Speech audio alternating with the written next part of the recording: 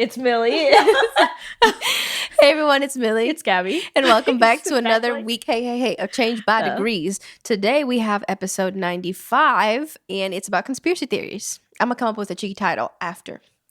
And we're going to be talking about lizard people. No, I'm kidding. In the White House. In the White House. That was the big one. When I planned for this episode, you can't look at BuzzFeed, you can't look at your top Google hits because it's like lizard people, that whoever's alive or dead, that obviously makes no sense, or like there's aliens, and I'm like, I'm not gonna do that. There's aliens? You don't believe there's aliens? You don't believe there's other terrestrial life out there? Terrestrial life? No, I don't believe that. Lizard people in the White House? That was the big one when I was coming up. Well, that there was lizard people controlling America and the world, and dude, I would agree with that. Yeah. I would agree with that. So you were blowing up the mic, or maybe it was me. That wasn't me. That's you. Whomst? That's you. Look at the thing on the computer. That's you. But yeah, so conspiracy theories. I don't remember all the ones we've done in previous episodes, but I remember when I did JonBenet Ramsey. Did we do that one? JonBenet Ramsey. That's a good one. When we were in our office. Really? Yeah. Did we do that one? Because I really like that case a lot. JonBenet Ramsey is a very interesting case. I remember you did the Bennington Triangle. Oh yeah. We always, here's the thing. Since we're not doing aliens, we always end up doing like true crime conspiracy theories. Like true crime case with conspiracy theories. Right. Yeah. And that's how we've ended up again with this episode. Yeah. But yes, we did the Bennington Triangle. Yeah. That was really popular. I did. Y'all are freaky. What was the episode? You did Bennington Triangle, and I did a person who went. Oh, you did. That was freaky. I forget his name. Johnny Gosh. Gosh. And that was a really interesting one. And yeah. So we've always done true crime ones, but they're super, super fun to do. And then I get like hooked on to like finding other stuff, and it's not good. Such a black hole. Especially like mine on Reddit threads. So messy. Reddit threads. I would read another theory, and I was like, "Oh, for yours today." Yeah, and I'm just like, "You can go first." I'll go first. So hit us with it. I'm gonna just jump right into it. So this is about the Jamison family. I love this case. I knew you would know it, but it was the first time. She knows everything. So it was the first time I saw true it, crime and I was stuff, like, it's like it's hard to find one that I don't know, but so this is the Jamison family, and let me get right into it. It's a good one. This occurred on October 8th, 2009. I have my notebook out. That's how you know it's good. Oh, I have my phone. Does that count? I'm just gonna be on my phone now catch this. In Eufaula, Oklahoma. Say the date again. Sorry, say it again. October 8th, 2009. Mm-hmm. This occurred in Eufaula, I think. Eufaula. That's how I heard it. How's it spelled? Ufula. Sure. Oklahoma. Okay. Never go to Oklahoma. Never go. There's a family of 3 people. Bobby, Sherilyn, and Madison. Bobby was 44, the wife was 40, and Madison was 6. Okay, and they had a dog named Macy.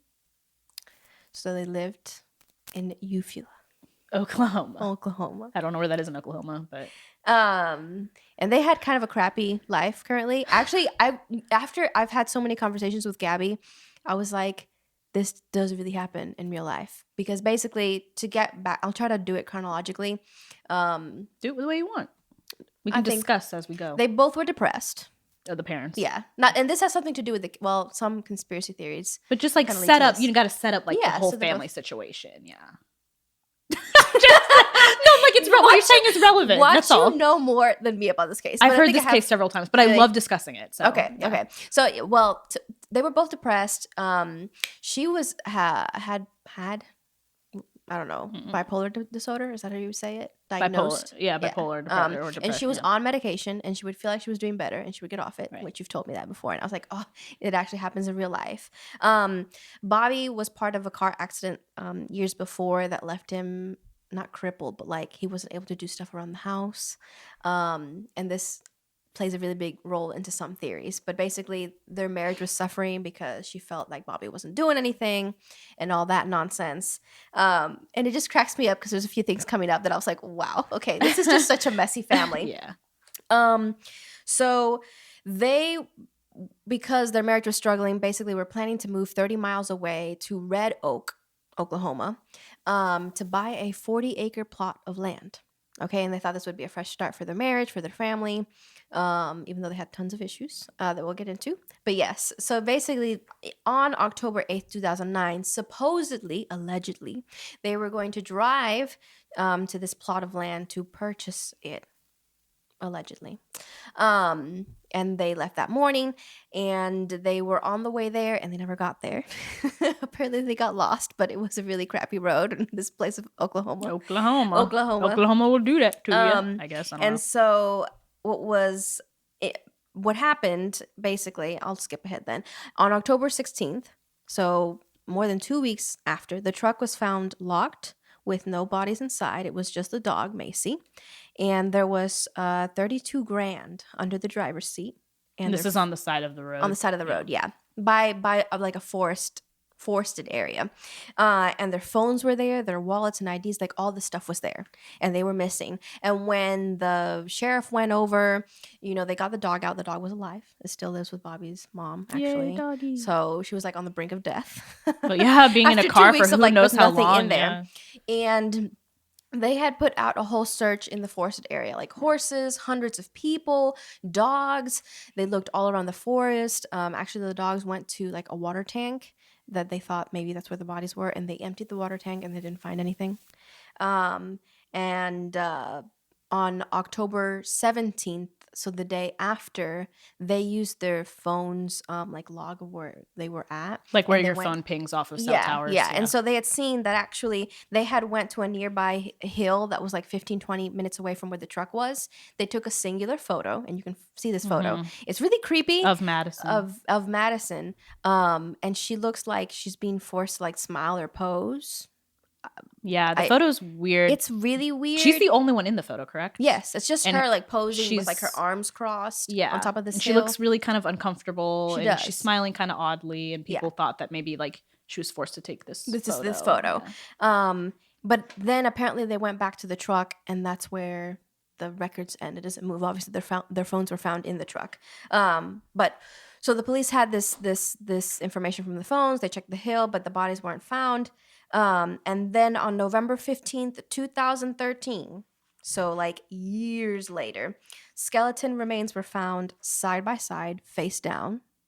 And it was confirmed the year after that it was actually the bodies of the Jamison family. Does it say where they were where the skeletal remains were found? It was like somewhere a hunter found them somewhere in that forest that I guess they the same one where the truck was parked kind of outside. Yeah. So that's where we're at. And so there's tons of theories as to what happened to this family. So maybe you knew some that I haven't found, but it's so messy. There's a lot. One of the things that people say about this case is not really it is a conspiracy theory, but it's not an actual theory as to what happened to them. But that the 33-degree latitude line is where a lot of like tragedies happened, where people go missing or die, and this happened on this 33-degree latitude line. So that doesn't really not explain what happened, but it's a little bit more like a supernatural kind of thing. Like what's wrong with like this location hardcore on the earth. Evidence. So I'm never going to be close to there. I'm never going to Oklahoma. No reason to go to Oklahoma. To the 33-degree latitude line. So the first theory has to do with the Mexican mafia. Bobby's dad, which was called Bob, they shared a gas station that they owned, and this gas station was sold, and Bobby wanted his half, but Bob, his dad, didn't want to give it to him, so Bobby sued. And I actually don't know how that case ended up. They didn't explain with the articles that I read on it, but through this whole altercation, his dad threatened to kill them several times. That's really healthy. That's some messy family stuff. But like I said, I don't think these people were super great. But yes, so he was threatened to be killed. And there's some allegations that maybe his dad was involved with the Mexican mafia.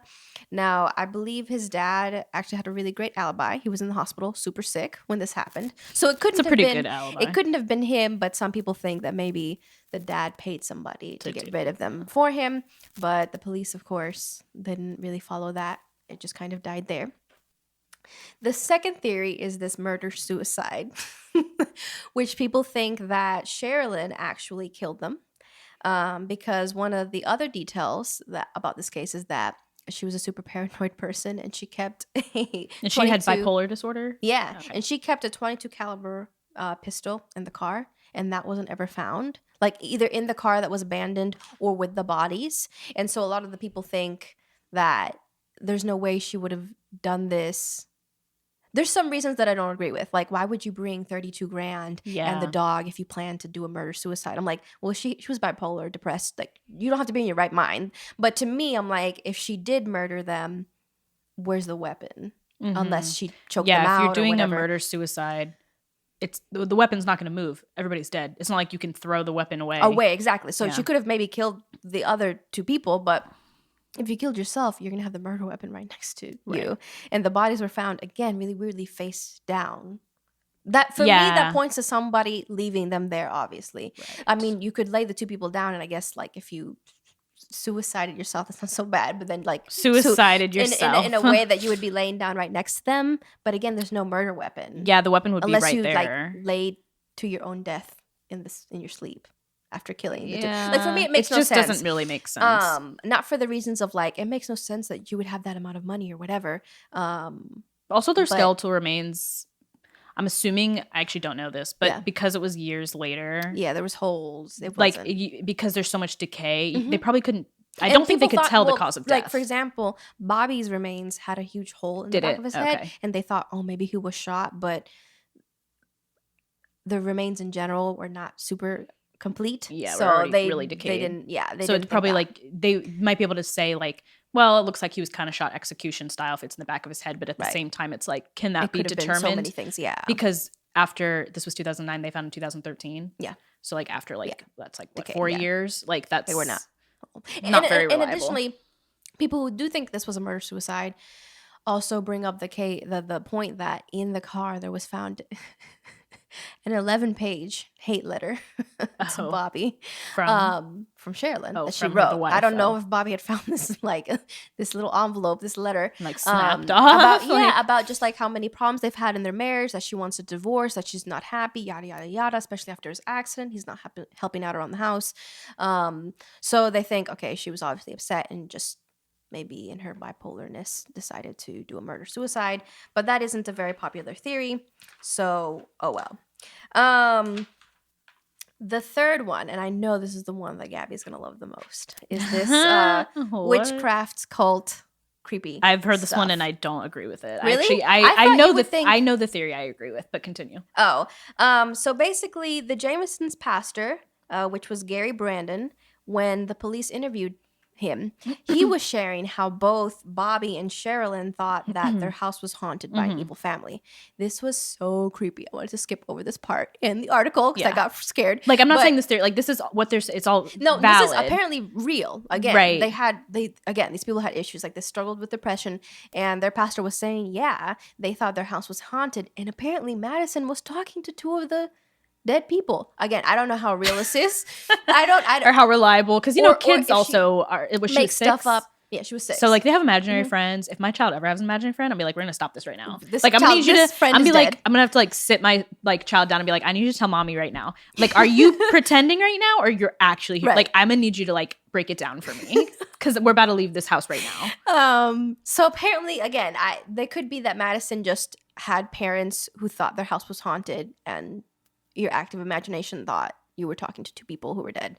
But apparently that's what the pastor said. And he also said that Bobby asked for special bullets to kill like spirits. And I'm just like, yo, these people are off the chain. And if I was a pastor, I'd be like, oh, maybe you need some psychological help. I'd be like, maybe you should find a different church. He even purchased like a satanic Bible to like exhort, what would you call that? Like, to like cleanse the house or whatever, which once again they were moving out to this 40 acres, right? So anyway, with all that nonsense, it also was said that Sherilyn and her friend Nikki pretended or wanted to be witches, and would make references to like coming over to the house for like a witch's brew and stuff like that. And they had like tons of cats. It's just so many like weird Here's things. My thing, like with this kind of stuff, you don't know how much is lore too. I couldn't parse through. Yeah, it's hard. But with this kind of stuff, I'm like, there are people who practice witchcraft who are not evil. Like, I feel like we, at least in movies and stuff, like you see a lot of stuff that if someone's like a practicing like Wiccan or whatever, that you think they're doing like all this weird, but it's like some people are just like into that and they're not so weird, and they're not doing like weird stuff. Yes. It's dangerous stuff, yeah. For me personally, coming from my perspective, but like, so just because someone's practicing like witchcraft doesn't mean they're like looking to be human sacrifices and kill people and kill animals and stuff like that. So I feel like that's kind of one of the things where it's like.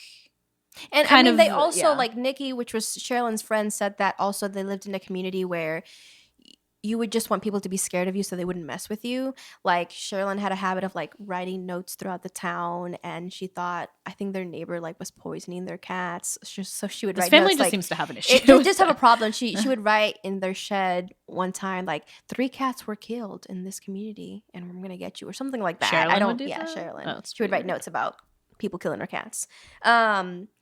So yeah, and with that, of course, comes the theories that possibly they were part of a religious cult. And what I found really interesting, I'm not sure if you knew this, but Nikki went to the place where the truck was found like a year later, like the remains. And when she was going into the forest, she apparently saw like a bunch of cars lined up, and they were all had like Texas plates. And when she was approaching to get closer to where the bodies were found, I don't know why she decided to do this. It could never be me. But she heard 2 gunshots, and she thought that was like a warning to her, like, hey, don't come any closer. Yeah. Like, just back off. And this was after the bodies were found? A year after. She decided to return to where they were found and see, I guess, what's up or whatever. Or just visit. And she found, like all these lines from Texas, all these cars from Texas lined up. And then she heard 2 gunshots and decided, maybe not for me. Maybe not. Maybe I should leave. and when obviously the media got involved and there was propaganda as to what was happening, apparently Nikki also got a call from, what was this place called? The United White Knight Cult. That is that white vowed supremacy? To kill her. Yeah, it was a white supremacist organization. Oklahoma. Now, again, a lot of people, dude. Apparently, Oklahoma, what's going on down there, was a lot girl? of cults, a lot of drugs during this time, which I fully believe. But yeah, so Nikki got this call from this white supremacist organization, and she said, if you talk any more about this, we're going to kill you. So she decided, maybe I won't pursue this anymore. So the theory is that maybe they were involved in some sort of religious cult that ended up killing them. Yeah. But obviously that's not what Gabby believes. No. So. Why didn't you have any other theories? Oh, no, I do. Okay. Yeah. Because I don't want to step on your thing. Theory 4. That they were on drugs. This is the one I believe. I don't. This is the one I believe. Okay. No, go ahead. Do your thing and I'll tell you why. Do your thing. Okay, do your thing, mama. Do your thing. Okay. Because I have 2 more after this, but let's break this one down, because there's footage of them packing the car before they leave for this trip to go to the 40 acres. The footage, I don't think it doesn't, because psychologists saw this footage and they thought that they were high on what they assumed was crystal meth, because that was really popular in Oklahoma at the time, but like just in a psychedelic state, because they go back and forth to the car like 20 times. They don't seemingly doing nothing. They don't acknowledge each other. They seem kind of dazed. It makes no sense. I don't think, and they think they were high already. So meaning that they died in some sort of drug deal. That's what I believe. I do believe that, because they had 32 grand in the car. But if what they is the money for? But to put it down, like to purchase the plot. That's what they said they were doing. See, here's what I don't... So you think they were just lying about the 40 acres? No, I don't think they were lying about it. I think they actually were looking to buy the house, but I think maybe on the way, they were like, hey, let's meet. Because it was 4 hours away? Something the like house that, or something about like 4 hours? Miles, but in like this, God. Oh, okay. So maybe not 4 hours. But awful road. Yeah. So like, I think maybe they were kind of killing 2 birds with 1 stone. Like, yeah, we're going to look at this house, but also we're going to... get some drugs. Yeah, do this huge drug deal. Because my only hang up with this theory is that why would you bring your daughter? Well, that's what they said. Or bring your dog. If you weren't going to go to the house afterward. Like, they planned on... just going to get drugs. Going to get drugs, make a deal, do something. The only thing that's really weird is that the money was left in the car. So whoever killed them didn't take the money. But I feel like that would completely crumble unless the people who... But also, because another argument is that obviously there's no signs of an altercation in the vehicle, as if they were, somebody approached them and said, hey, get out of the car. Right. Like brought them to the woods. Well, maybe they thought they were going to do the deal. Look for the money in the car. You're right. Yeah. If you ended up murdering them, if they said, oh, we don't have the money or it's not enough or something happened in between the 2 individuals, then still get The money. Your money. Everything was left in the car. The dog was there. Because, let's say that the Jamison family was the Bobby and what's her name? Sherilyn were going to, let's say they had drugs that they were going to sell to get money. Let's say they had a huge cache of drugs. And then they did a transaction. Something went wrong. The person, after they killed them, would still take the money back. And let's say they were bringing money to buy drugs. Then still... the money would have been I understand that's my one hang up. That why was the money still there? Why is $32,000? Once again, if you just murdered somebody, you're gonna look in the car. Yeah, you're gonna ransack the car. Yeah, which the car was left completely. The dog was in the car. Everything was in the car. It looked like they just walked out of the car. Yeah, so it doesn't make much sense to me about why the money was left. I don't know. I just try to think of a scenario. I'm unless they got scared and just decided to let's say. That okay, the person, whoever they were meeting was let's do the transaction. I want you out of the car so I can, when we do this deal, I don't want you shuffling around in the car. Let's be in the open. Let's say they did that. Something went wrong. This person killed them. Well, yeah, why wouldn't you go back to the car to be let's say they lied and were actually, we don't have the money because they wanted to cheat this guy out of whatever.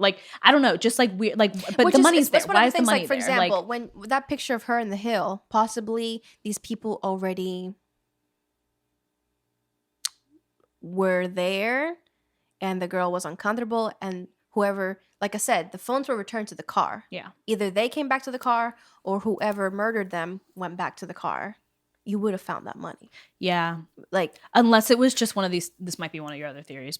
Unless it was just they pulled over to take a break on their way to this house and the money was for the house. And while in the woods, it just happened to be that they came across somebody who killed them or did them harm or wanted something from them. It just was so random. That's actually not one of the theories I saw, but that might be the most possible one. Because why would the person go back to their car? Maybe they just came across a crazy person. So let me skip. There's 35 and 36. 36 is that they died of exposure. Which whether Madison, I know it makes no sense, but meaning, let's say, because here's the thing, everything's left in their car. So some people think, okay, Madison went running and they tried to catch her. You would have caught her. You're two adults, unless you were high or something. But let's say they lost her. Went on a hike because apparently Bobby knew the forest well and they got lost somehow. But once again, you're all going to be lying face down, side by side. You all died at the same time. That makes no sense, but some people think, considering that everything's left in the car. They slept, they decided to lay down and they just didn't wake back up. I don't know. I don't know about that one. That is probably the least likely, I think, but some people still believe that just because of everything being left in the vehicle. When did this happen? October? Yeah, October. So the weather is not in Oklahoma October 8th. 10 degrees. I don't know. You're not going to die of exposure in Oklahoma in October, I feel like. I don't know. I've never been to Oklahoma in October. Some people thought. I don't think it's 10 degrees. Okay, well, I don't think the exposure one. Okay, that's been debunked. Yeah, it's no, no. And the last one was this boarder, handyman. So because Bobby was not the handyman no more for Sherilyn, apparently they had somebody staying with them that scared both Sherilyn and Madison. And eventually it led to an altercation where this guy basically went up to Sherilyn and said, I'm a white supremacist. Stop talking about your Mexican blood. Once again, this is Sherilyn's side of the story. I'm screaming. So Sherilyn seems to be a little off the rocker. Exactly. I can't. She's not a reliable narrator, but that's apparently how the altercation went. And since she carried this 22 caliber pistol, she went and got it and shot 2 bullets at his feet to scare him away, and he left. So some people think, and this was a few months before, that possibly, although this guy also had a good alibi, that possibly he hired somebody to take them out. That seems very dramatic, though, for someone to be I don't know. People have done crazier things. I don't know.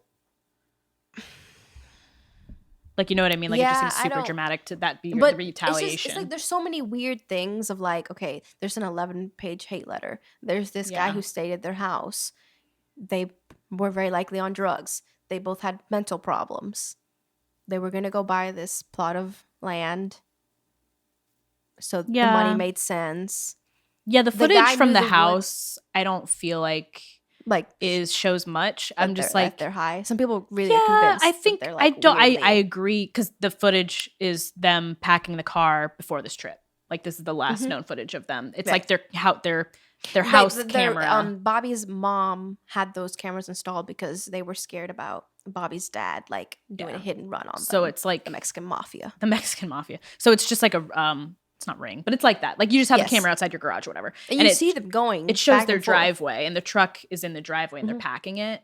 I don't think Madison's in the video. But it's just Bobby and Sherilyn going back and forth in the truck, packing it over the course of 20 minutes or something. Yeah. And it's taking them a really long time to do it. They're doing nothing. They're taking one item at a time. They're just acting kind of strange. But also in my mind, I'm like, yeah, but maybe they knew they were about to do something that just made them very they didn't interact with each other. They didn't really look at each other in the video. But once again, with video footage from this type of stuff, it's kind of grainy. Right. It's not it's not super clear what's happening. You can't tell if words are spoken between them or not.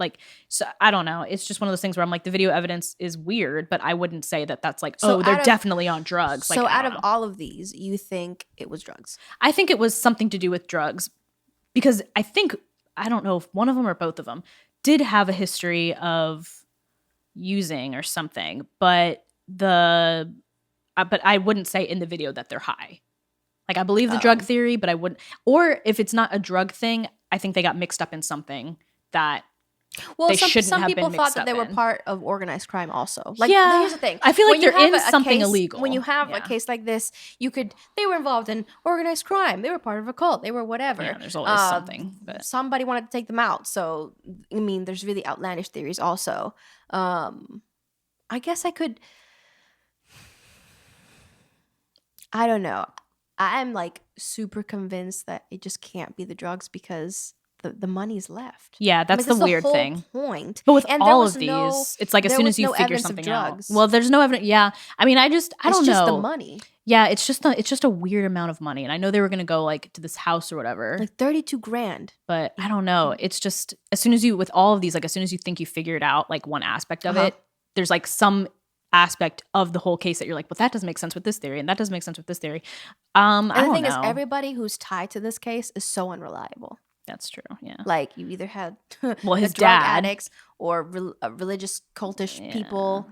I don't know. They're themselves are unreliable. And what? Yeah, you're having problems, and I feel bad for the girl because she's probably so confused. Yeah, they both had mental health issues, and and the part that's so freaky is when you have footage. Well, you have the footage of them in the house that already kind of looks a little bit suspicious, scary, and then you have that photo of the girl of Madison, in a hill that obviously she looks uncomfortable, kind of uncomfortable. And it's just, I don't know. It's very strange. The more I learned about it, I thought I would have a more, because sometimes we come up when we talk about these cases that's a really convincing theory, but it just makes no sense all around.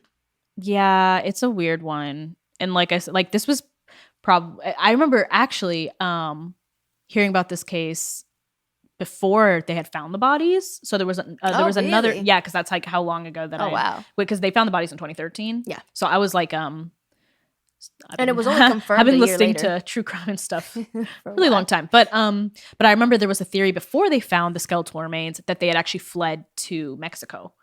There was this whole theory that they had gone to Mexico for some reason, trying to avoid something. Once again, some illegal stuff they were in, that they owed somebody money, or blah, which blah, again blah. is still a very popular theory. So that they fled to Mexico, and they even looked at the which in a case I would kind of believe that, because when they explained how hard and how expansive the search was, because sometimes we've done cases that okay, obviously you didn't find the body in 2 to 3 days because you didn't look hard enough, it wasn't enough of an effort. But this was a major effort. There's video footage of horses going all around the hundreds of people, and for their bodies to be in the same wooded area. And the thing is, they found it. No, they found it there was a gap of time, but considering they didn't find the bodies with all that, I'm either the bodies weren't there and they were placed there afterwards, or I think that might be actually a little bit more possible. Yeah, because that's the thing. Sometimes it's maybe they were taken somewhere else, killed, and then brought back after the search. But why would you return them to the same place. I don't know. Maybe because the person knew the area had already been searched, so it's unlikely people are going to go back. But and then it's like, oh, we just missed it. And then but it's like 3 people. You missed 3 people. Like, yeah. So I don't know. Maybe at the time that people were searching for them, they were still alive somewhere. Maybe someone was holding them for something, or I don't know. Like, it's just strange. You don't know. Like, but and then they were killed, and then once again, because of like the time it was from 2009 to 2013 when the bodies were found, because there's like so much decay. You can't tell anything. You can't tell if they were killed there, how they died. Like, again, her pistol's nowhere to be found. They obviously, maybe the person maybe whoever murdered them took the murder weapon. Oh, I'm sure they probably did. There's no way, unless it was a group of people, there's no way that one person could take out 3 people, even a little girl. Like, you have a grown man, who apparently was woman, somewhat capable, and a little mentally girl. Incapable. Yeah, but physically a grown man, you're really going to rely on like, it's 1 against 3, and I'm going to take all 3 of these people out. Like, you have a child there. Like, that man is not going to let anything happen to his family. Mm-hmm. The person had to have shot them. Like, there's no way that he was like, I'm just going to kill you with my bare hands right now. Like, the person had to have shot them. There's no way that a mother and a father wouldn't let anything happen to their kid. And since the bodies were found so late, it's hard to tell exactly how they died. Yeah. Some people think they were obviously dead a very long time. It's not like they were killed recently in 2013. Like, they were, I was just saying, like, maybe they were alive and then 2 or 3 weeks after then they were killed and then moved back. Like, they were missing. They were then like got murdered. But yeah, that's a weird case. I'm never going to Oklahoma. It's really weird. Stranger things have happened. And there's just not Stranger Things. I'm so excited. Stranger Things. But yeah, it's just, you could probably read dozens of theories as to what actually happened, because people believe all sorts of outlandish things. Sure there are stranger theories. If you even got the vein of like, okay, is it a cult? Then there's so much evidence backing. Oh my goodness, they were involved in this. They knew this. This friend got another call from another organization, whatever it is. Yeah. If you took the like train of, oh, it was drugs, there's tons of evidence supporting that. But there's nothing obviously final that actually could go one direction or another. But it's a weird one. Just don't go to Oklahoma. And there's like tons more info on this. Yeah. I'm not as involved in true crime, so then I find one, I'm like, oh my goodness, my mind's blown. That's a good one though. That one's a thinker. It's a thinker. It's a thinker right there. So many. But yeah, it's just really messy. I only got a little scared. It's a weird one. With the haunted house and like them again wanting a new start, and it's just so many problems. And like I don't know if you knew about the guy who stayed with them. Yeah, I'd heard that one, but I think I kind of was like not irrelevant. Connected. Yeah, not connected. But I could be wrong. I mean, or you know what? All these theories could be wrong, and it could be something completely different. You just don't know. I hope this case is solved, but it ain't gonna be solved. Looking like it's kind of bleak. Who knows? In 50 years. They might say, "Oh, someone came forward and said it was me," or they found somebody, or got a connection. Some connection. I don't know. Sometimes all it takes is like somebody connected to the person who did it, having a falling out with them, and being like, "You know what? I'm going to turn you in, sir," and going to police and being like, "You remember the Jamison family?" Like, sometimes it just takes somebody to be mad at somebody to crack the case wide open. But please do it for us, please. Please do that. I'm very curious. Yeah, maybe it'll be solved, maybe it won't, but we'll see. Good one. That was mine. Cool. I knew you'd know it, but I'm just glad we picked different ones. Yes, I'm glad we picked different ones too. So the one I have happened in not recently. Actually, the 50th anniversary of this incident was back in November of 2021. So it's been officially 50 years. And the FBI closed this case in 2016 because they were like, you know what? We're not going to solve this. I'm so dead. Our resources, I think the FBI said our resources could be better used elsewhere on different cases. So this is D.B. Cooper. This was another one that I remember learning about when I was like in high school. Not one of the first true crime case conspiracy theories I learned about, but one that I was like, whoa, that was really weird, kind of. I'm so dead. So D.B. Cooper, have you heard of this guy? Okay. This one's a fun one. I usually haven't heard anything. So this is a fun one. You'll like this one. So, okay. D.B. Cooper, actually, it's kind of funny. No one really knows how D.B. Cooper came to be, but because this man gave the name Dan Cooper, and so he thinks that like people think that somehow B got thrown in there, so his name, or the person is now referred to as D.B. Cooper, but the name of this person is Dan Cooper. That's the name he gave. So on the afternoon of November 24th, 1971, a man calling himself Dan Cooper, aka DB Cooper for whatever reason, used cash to buy a one-way ticket on a flight from from Oregon bound for Seattle. So I think he was in Portland, Oregon. He wanted to fly to Seattle. He paid in cash for a ticket. Not too far. So multiple witnesses described Dan Cooper, this guy, as pretty nondescript. Like he was just kind of like an average looking white guy, mid to late 30. He was like, I think they said mid 30s to late 40s, or maybe like 35 to 45 years old. Okay. He was super quiet. He was wearing a business suit with a black tie and a white shirt. He got on the plane without incident. Nothing was wrong. He ordered a bourbon and a soda while the flight was waiting to take off. None of the stewardesses thought he was weird. He looked normal. I'm scared already. It escalates very quickly. Okay, so a short time after 3 p.m., they were in the air. I think this so they had already lifted off. Yeah, they lifted off. They're in the air. I think this is the point where like the stewardess. It's a short flight. It's a short flight. Yeah, it's only Portland to Seattle. So it's only a few hours. And I think they're at the point where the stewardesses can kind of say like, okay, you can unbuckle your seatbelts. Feel free to move around the cabin, kind of like whatever. So a short time after 3 p.m., he waved a stewardess over and handed her a note that said he had a bomb in his briefcase and wanted her to sit with him. So this escalated very quickly. Dude, I'm like, he didn't say anything. Already. He just said like, sit down. Here's a note. She read it and was like, oh crap, my day got a lot worse. A little bit more difficult. A little bit more difficult. So she sat down in the seat next to him. I guess the flight wasn't super full because there were seats next to him. And she sat there, and Cooper showed her in his briefcase that he had on so dead. Hey guys, this is in the 1970s, so 9/11 hasn't happened yet, so you can just bring whatever suitcase you want with a freaking bomb in it. So dead. So he showed her a glimpse of a mass of wires in the suitcase. Oh, okay. And red colored sticks. So was it a bomb? Was it not a bomb? Not sure, but I'm willing to bet the stewardess wasn't going to take the chance to be like, you're bluffing. So she was like, okay, let's assume that's a bomb. Let's assume the worst.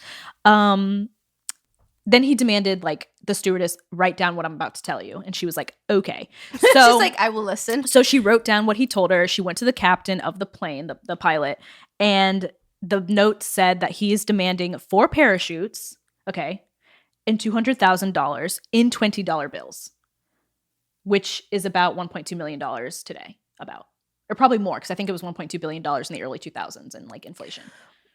Thoughts so far? Like before the flight lands, so like I'm confused. He decided to make a big fuss when like you're in a plane, dog. Yes, you're in a plane. And 4 parachutes. He wants 4 parachutes, and he wants $200,000 in $20 bills specifically, not hundreds, not 50s, not ones. He wants $20 bills. I hope you go into his mental state. I honestly, this case is like very interesting to me. Okay, it's the only unsolved. Obviously, it's unsolved because we're doing like conspiracy theories. It's the only unsolved aviation. They said only unsolved aviation true crime case in America, at least. Interesting. Yeah. Wow. I'm feeling so bad for everybody right now. Yeah. That has to do with this man. So, DB Cooper. Dan Cooper. I don't know where B came from. So when the flight landed in Seattle, as planned.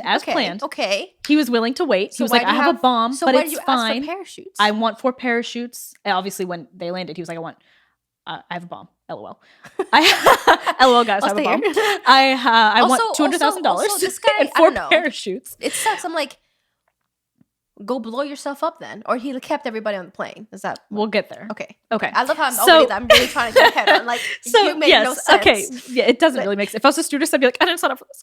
Okay, so the flight landed in Seattle as planned. Okay. He kept the 36 passengers on the plane when the plane landed. He was like, they're not going to get off until I get what I want. So he exchanged them. What's this? For the mental, listen, it gets wilder. You're not prepared for what is going to happen. What is your plan? You're going to ask for safe passage? No. When I tell you this doesn't make any freaking almost you're going to get the money. You have 4 parachutes. I would have thought like, okay, you're gonna I'm going to go jump off this plane. You're going to need a change of pants after this, okay? Because you're gonna be angry because you're like, this doesn't make any sense. You're already like, this doesn't make sense. Bothered. It's not going to make sense. It's going to like tickle you. Do?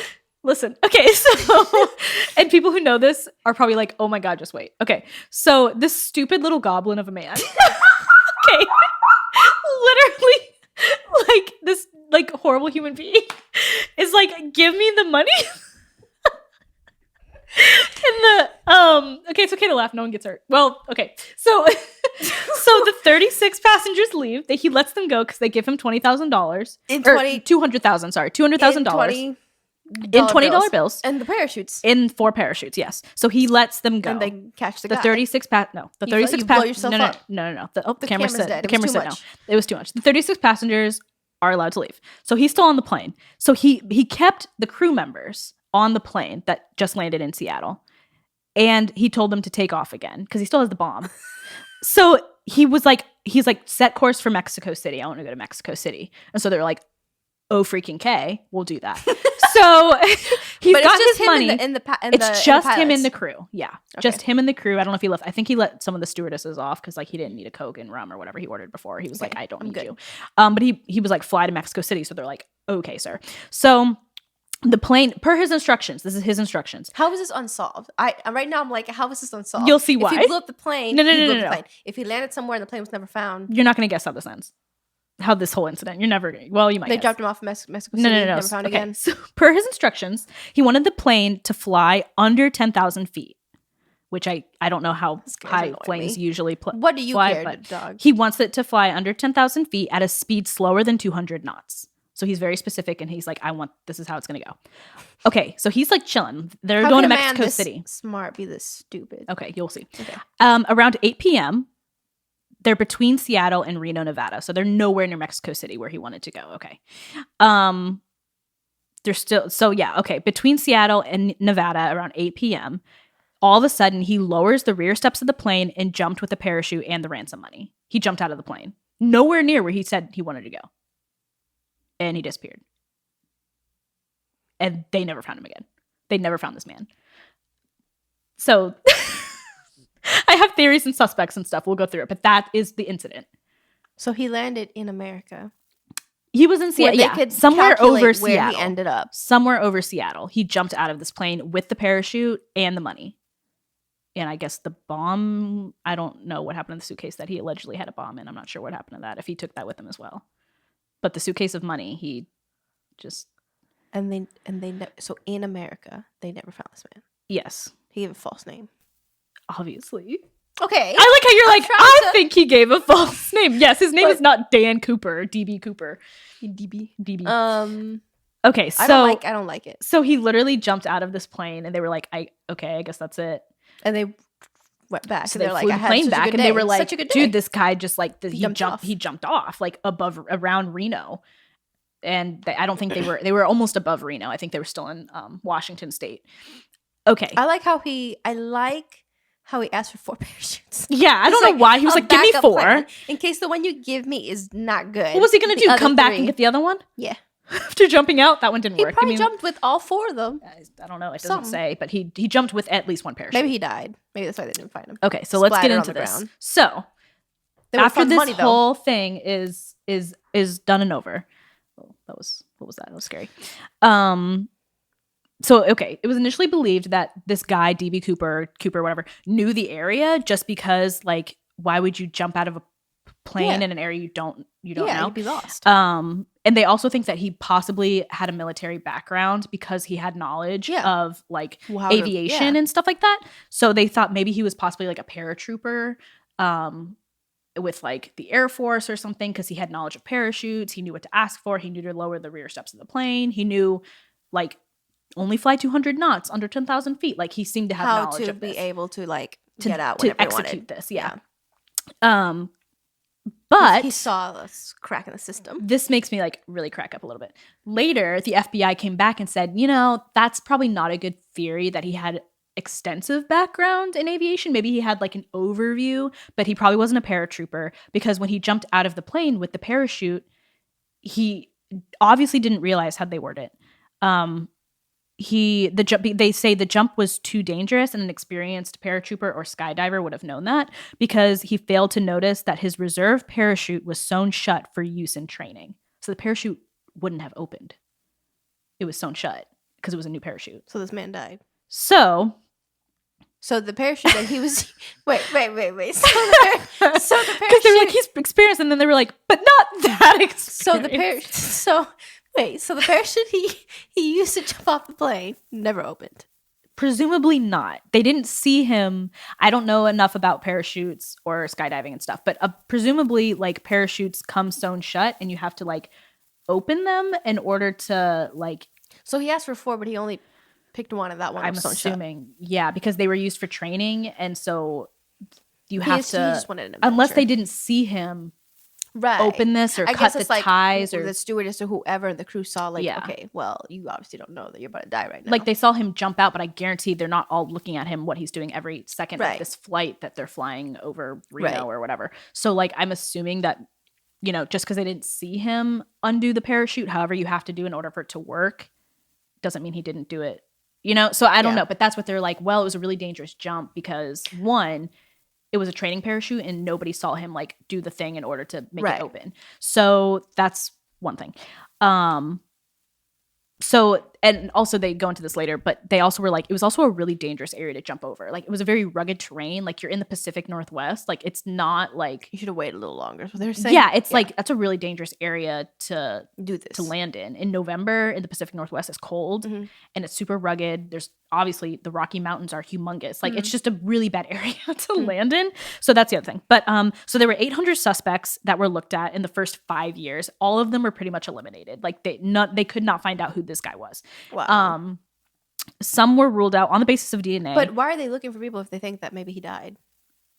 Did they ever look to see if they saw splattered bodies? Yeah, I think they looked at the area where he should have landed and they were like, nothing's here. Like, you know, and so so a lot of these people were ruled out on the basis of DNA because they did recover DNA from the tie that Cooper took off before he jumped out of the plane. Oh, really? So he took his tie off because that was like constricting, I suppose. He's wearing a whole suit, but he's like, this tie, I can't. Too much. I can't concentrate on the parachute. So open this parachute. That's not going to open. Okay, so there was 2 suspects that they actually were like, maybe these people. The first one was a guy named Richard Floyd McCoy, and he was arrested for a similar crime several months later where he hijacked a plane or something. So they were like, No, he was just inspired. He was inspired. He was a copy. It was like what they call with like serial killer. He's a copycat killer. Yeah. So he was eliminated though because he didn't match the descriptions provided by the 2 flight attendants because they were like, no, he doesn't look like this guy. And they had sketches of this guy. So you can look up sketches of DB Cooper. And he looks like a nondescript white guy. Like he's like, it could be anybody kind of, but they know who it definitely wasn't. And obviously this guy Richard Floyd McCoy did not fit that. McCoy was later. Also, the DNA didn't match if you don't get a DNA match. Yeah, I don't know at the time when they were. I think the DNA they used later, but I don't know if they compared McCoy's DNA to DB Cooper's DNA. But while serving sentence, McCoy was killed in a shootout with law enforcement because he was serving a sentence for this plane incident, the other plane incident that he hijacked a plane or something, and he used a fake gun. And they thought it was a real one, so they shot him and killed him. So you'll never know if he had any involvement in it or not. So he's dead. The other guy, this guy's a trip. His name is Rover Rackstraw. And he was Cooper and Rover Rackstraw. Rover Rackstraw. He was born in Columbus, Ohio, in 1943. He dropped out of high school. He became a U.S. Army paratrooper. So, you know, and an explosive expert during the Vietnam War. So he was very decorated in the Vietnam War. Wow. However, he was kicked out of the military in 1971. So the same year that this happened, the DB Cooper incident happened in 1971, he was kicked out of the military because of like behavioral incidents. And also he lied about graduating high school to the military. He never graduated. He dropped out. This guy, Rackstraw, seemed to consistently escape the grasp of the law, is what the FBI said. He was charged. So he was very colorful. The FBI is like, this idiot. So he was charged with actually murdering his stepfather. His stepfather? This is an aggressive person. Yeah. He was charged with murdering his stepfather, but he was acquitted, which is like insane in my life. And he said, this guy's very cheeky. He said, I was acquitted of everything as I recall. Like he just was like a Thomas DeMahie moment. He's a like, little bit. I don't care anymore. Everything that they tried to slam this guy with, he was like, no, like I always got off, like, you know, whatever. And he told that to the Washington Post, like whatever. So in 1978, he was charged and he was actually convicted this time of stealing a plane and forging checks. He spent 2 years in prison for this, which I'm like, that seems very short, but that's okay. Like I could steal a plane and be out before I'm 30. I like it. Let's do that. Not that I'm going to do that, but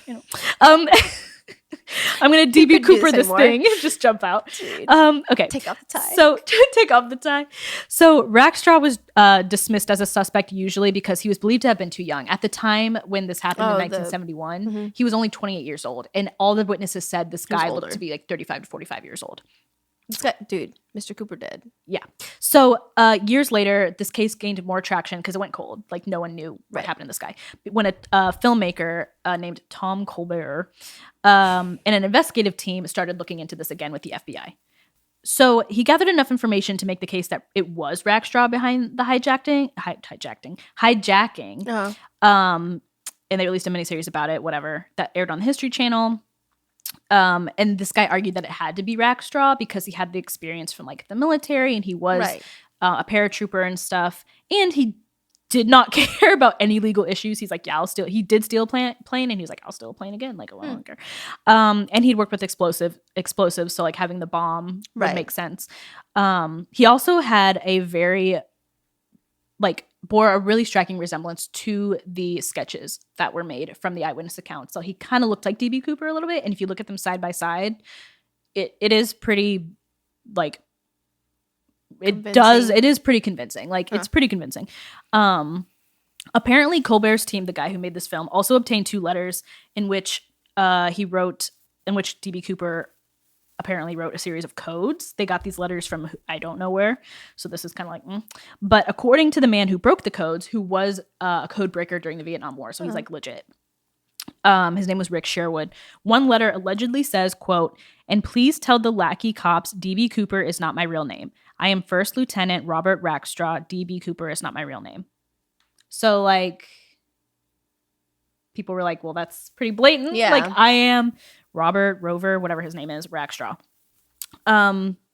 So they were like, oh, well then, blah, blah, blah. So Colbert, who is in charge of this documentary, says Rackstraw is a narcissistic sociopath who never thought he would be caught. He was trying to prove that he was smarter than everyone else, but he couldn't fight 1,500 years of brain power on our team. We beat him. Which I'm like, okay, you didn't because he was never arrested for this, but that's okay. However, Rackstraw was like, obviously, he was out of prison. Like he was just living his life during this whole thing. And he was like approached about this. And someone asked like, what do you think about all of this? Like, what do you say about all these allegations coming against you? And he said with a smile, "I'm afraid of heights." That's all I had to say. How cheeky. So he's very like coy. Wow. And then, but Rackstraw had also claimed to be DB Cooper on several news programs before, but then recanted his statements and was like, no, I was just kidding. And, okay. I'm so tired. And so when people were like, well, why would you say that if it's not true? And he says, quote, "The problem is I just don't remember a lot of it." So it's like, what are you talking about? You don't remember a lot of what? The incident, the time in 1970s? About you stealing a plane? About you stealing a plane? Yeah. And he's like, I don't remember if I did that or not. So I like it. That's the whole thing. He died in 2019 from a heart condition. Wow. Ain't no information come from that? No bedside confessions? Nope. He didn't say anything like, this is my deathbed confession. I'm going to tell you it was actually me or it wasn't me. He didn't say anything. He just died. A traumatizing day of work for those people. I feel like I'm never getting on a plane again. So that's DB Cooper. A lot of people think he did not survive. Because he was not dressed he was dressed in a business suit and a trench coat and he's landing and like he's not dressed for the weather. So if he didn't die from the land itself, he probably died of exposure and the elements.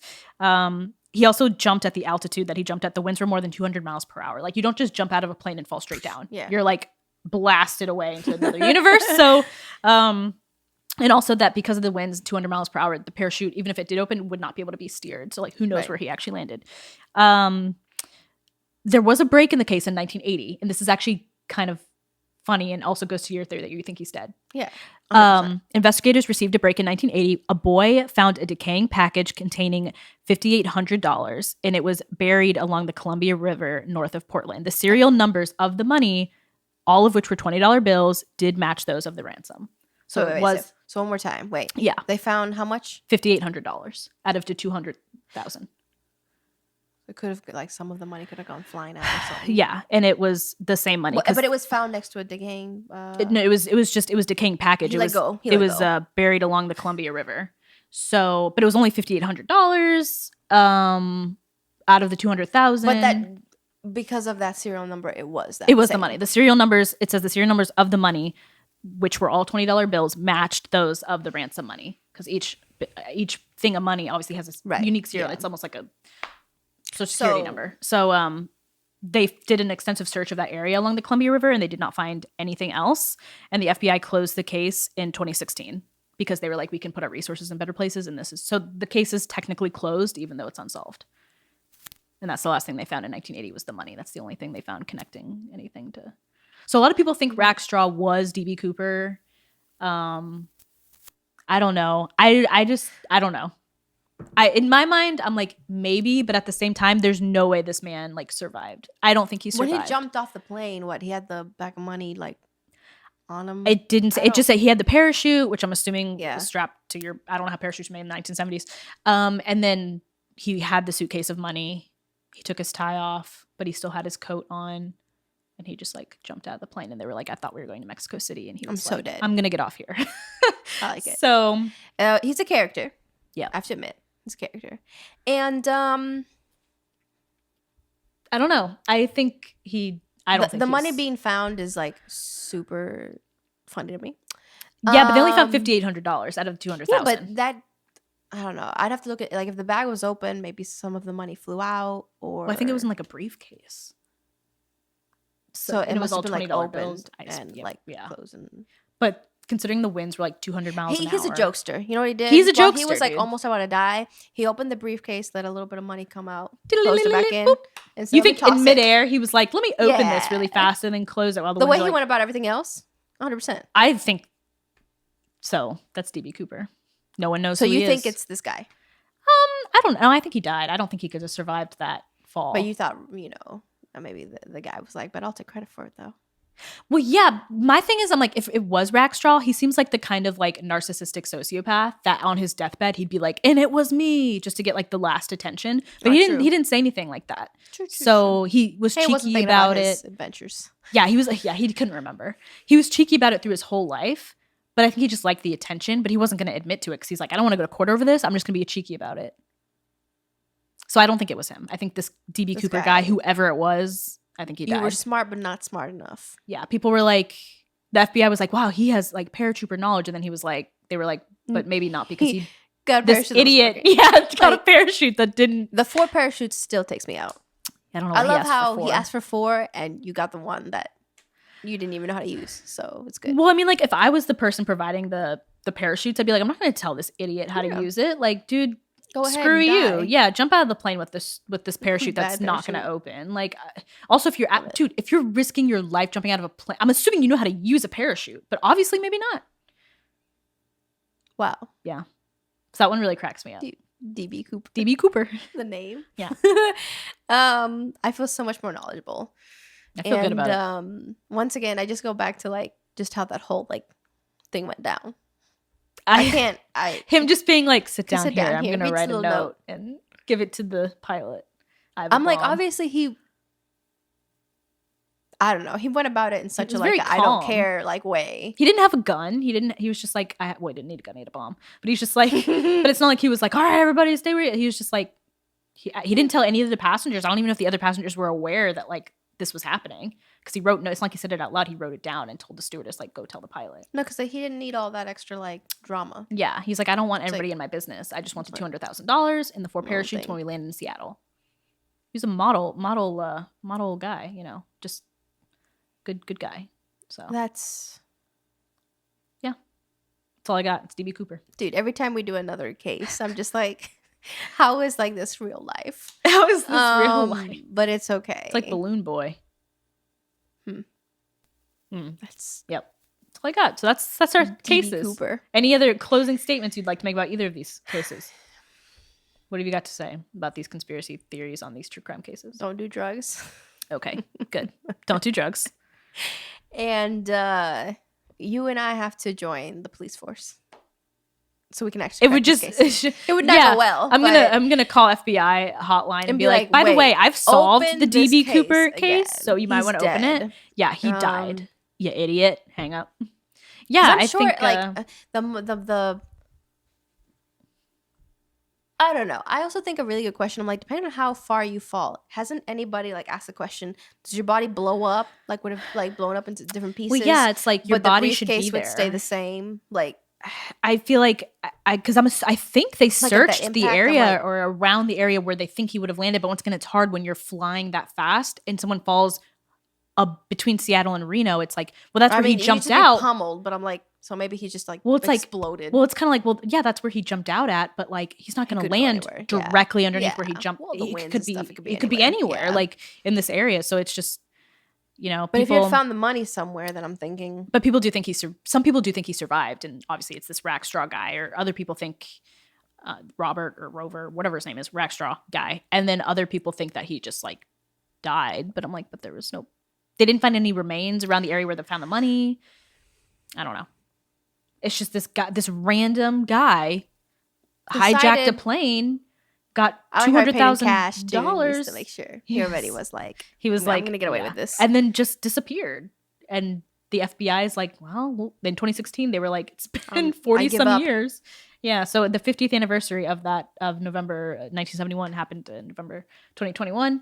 So it's been 50 years, and they don't know who this DB Cooper guy is, but he's probably dead. So if he did survive, it's okay. Yeah, no one was harmed. No, not unless who died might have been him. Yeah, so. The only person who was harmed was DB Cooper. But he had an adventure of a lifetime. That's really funny to me. Yeah.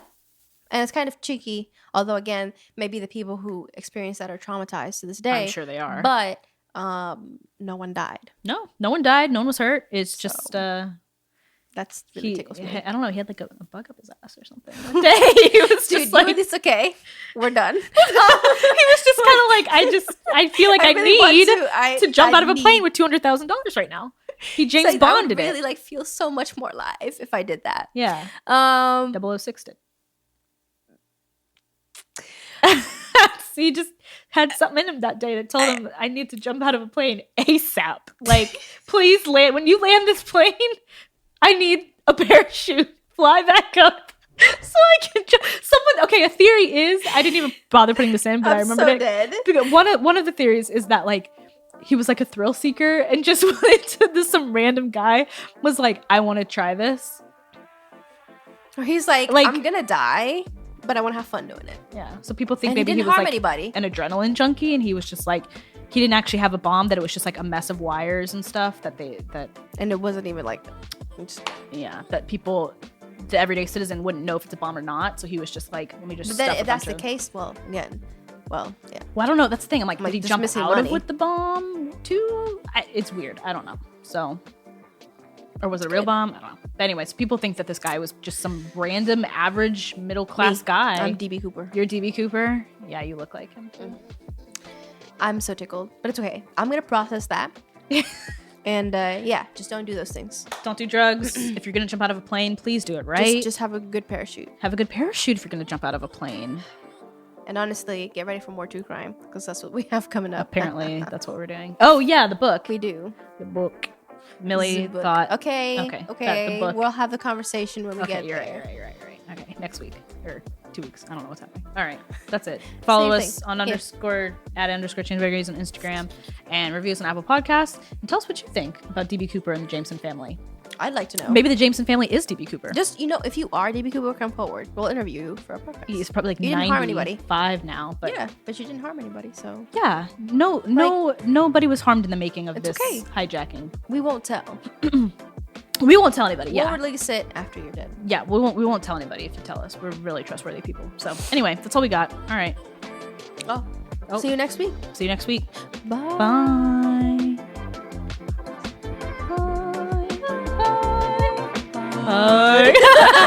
That was fun. I actually like that one. I preferred that one.